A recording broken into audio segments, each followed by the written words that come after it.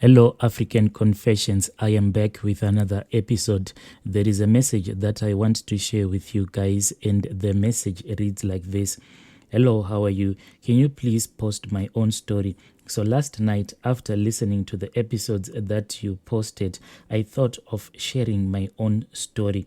They say that sharing is caring. I got married into a ritualistic family.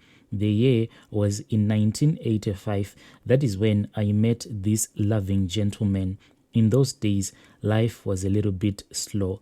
There was no Wi-Fi, there was no cell phone, we had nothing. We would write each other letters. Then after you've written the letter, you go with it to the post office, and sometimes for that letter to be delivered, it will spend between 2 to 4 weeks for it to be delivered to the intended recipient.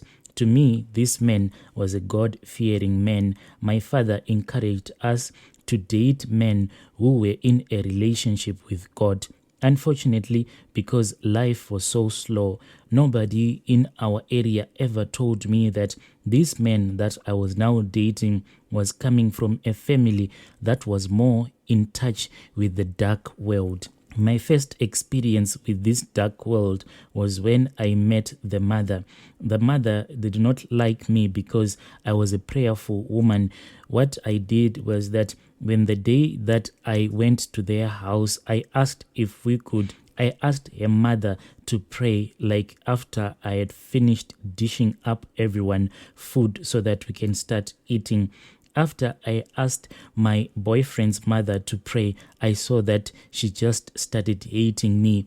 Before I had asked her to pray so that we can start eating, she was cracking jokes and telling my boyfriend that he was indeed a lucky man and he was supposed to get married to me as soon as possible. Otherwise, he was going to lose me. Another man was going to come and snatch me away from his hands. But after asking my mother-in-law to pray for the food that I had just dished out for everyone, she just became quiet. She didn't say anything.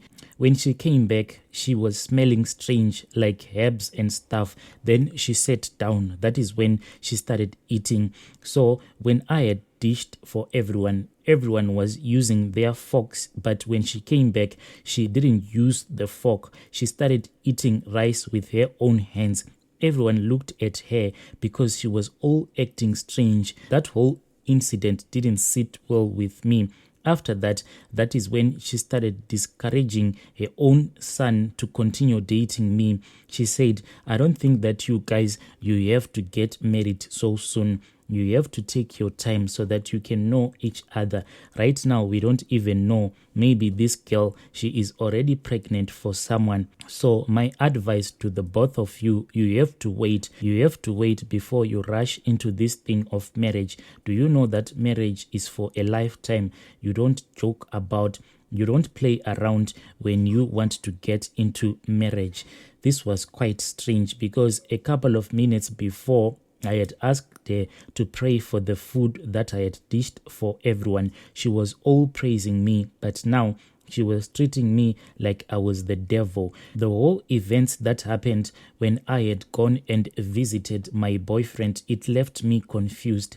After that, when we went to sleep, I had a very terrible headache, like on the center, like on my forehead. It was as if someone had punched me. That pain moved from my forehead going to the center of my head.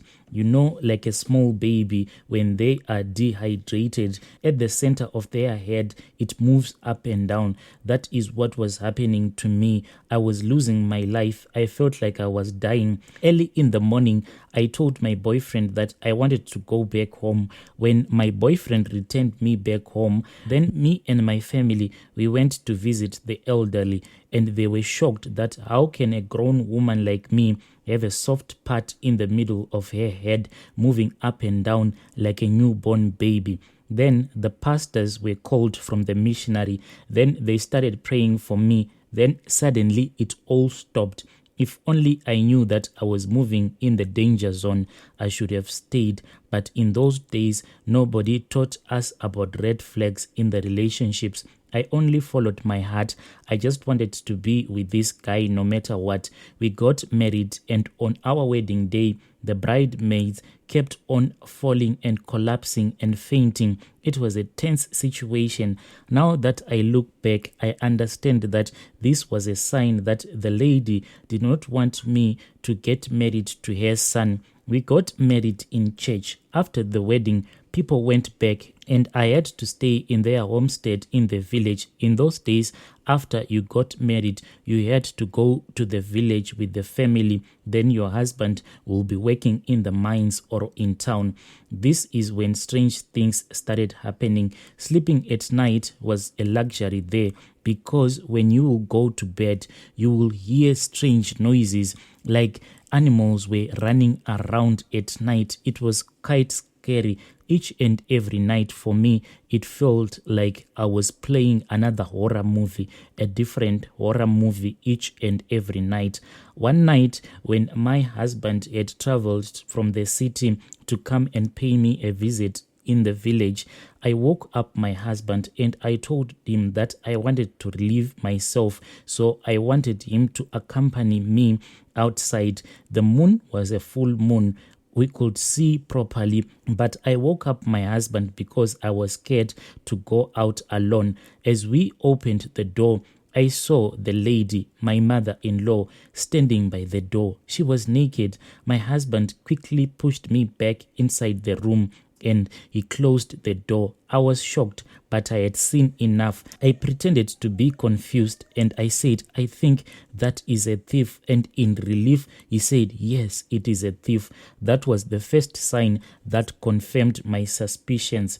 Early in the morning, I would wake up to see my mom-in-law standing in my room to be pretending packing in the wardrobe whilst we were sleeping. This was when my husband would have returned back to the city.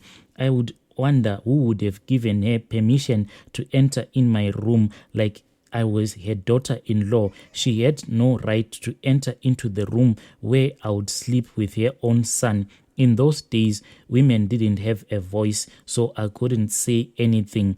So this was our honeymoon in his village. After staying in the village for a couple of months, I was called back to work. So I was working in the area close to my husband's village.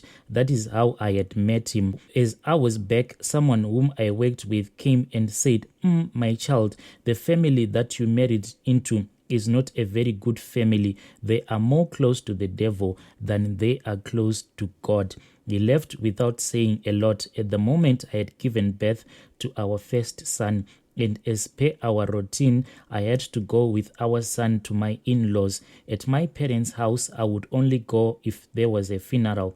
During this visit, I went alone and my husband was not there. I had to be strong because it was not easy. I prayed and I asked God to reveal that was hidden. It was during midnight that I woke up to pray, and I asked God to reveal what was happening at my husband's house. The words of my workmate had left me with fear and a lot of questions. That is when I went back to bed.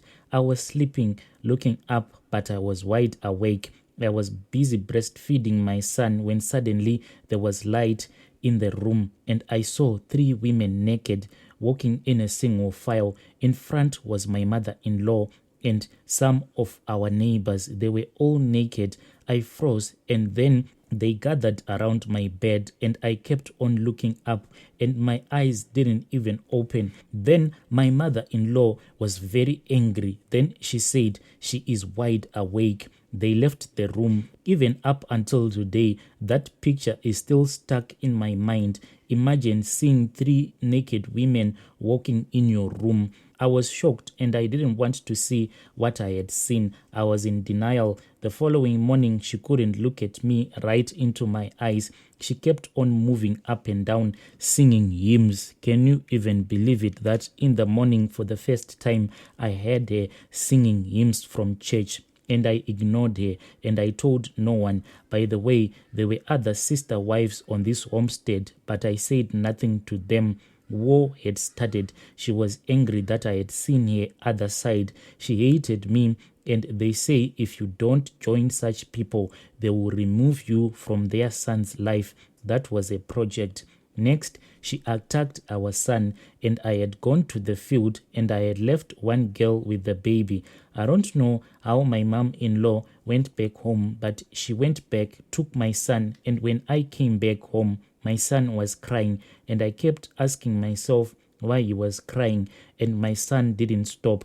So I thought that maybe he had a problem. In those days, we used to use pins to keep the nappy together. I opened the napkin and I saw that my child's pee was bleeding. This shocked me. I asked the girl, and then she just said when grandma returned from the fields, she had asked to take my son into her bedroom. When my son was bleeding, I told my sister wives, and they discouraged me to have a confrontation with my mother-in-law. So I kept quiet. Then I went to the missionary hospital. The doctor was not happy, but the doctors at that missionary hospital, they told me that all of these signs, they were pointing at a molestation. I didn't go back home. I went straight to town to tell my husband. Then the police encouraged me to open a police case, but my husband just said nothing. He was quite angry. He said, "You are trying too much to be independent. You know, back in the day, if you were a woman, you didn't have a say." Even when I went to the police station, they said that they cannot open the case when my husband is not there, because back in those days, a man was the head of the house. But when I was speaking with my husband, he showed no compassion at all. He was actually supporting his own mother. I was so hurt. Dear listeners, right there was a message that I received from our dear sister. Please let us talk about this issue in the comment section.